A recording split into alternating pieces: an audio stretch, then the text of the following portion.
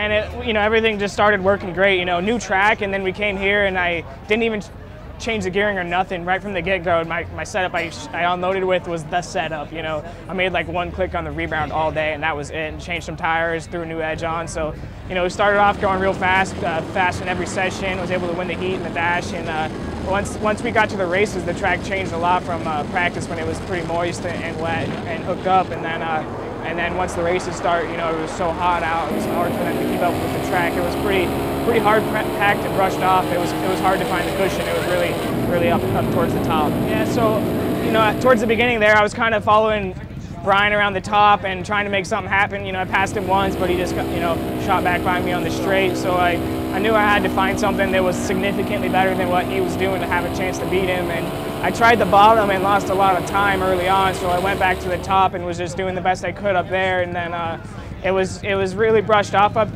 in the middle of the corner, like in 3 and 4, but there was some cushion and it was a little rough. And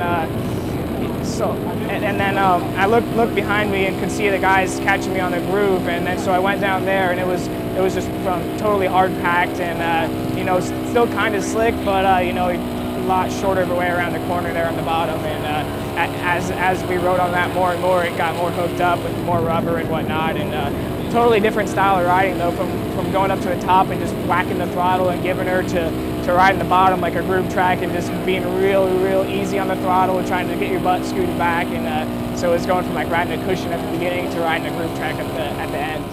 Yeah, for sure, it was great to get by Bryan, but I knew at that time that the guys had just made up a huge gap on me, so I kind of was really worried if they were just going to come by me and keep going. But I changed my line, and once I kind of figured out how to do that line, it was working pretty decent. I kept looking back, and it was like I thought it was Jake, and they're really good groove track riders, and I figured that they had it dialed in a little better than me for the groove, But luckily, I was able just to keep mellow and keep a little gap there. I really expected them to be able to draft past me, and then I was just like waiting for it, but they never came by. I was so stoked to get the win. Oh man, I was pumped up. I was like on that cool down lap. I was trying to think, what am I going to do to celebrate this? And I'm like, I suck at wheelies. I want to get up on the seat and do a stand-up wheelie, but I suck at wheelies. Like I got to do something. So I just kind of I'm just going to go berserk and just kind of like rev the thing and threw it around and just had some fun, So yeah, just so happy to get this win. But, had to work for it real hard and made it happen.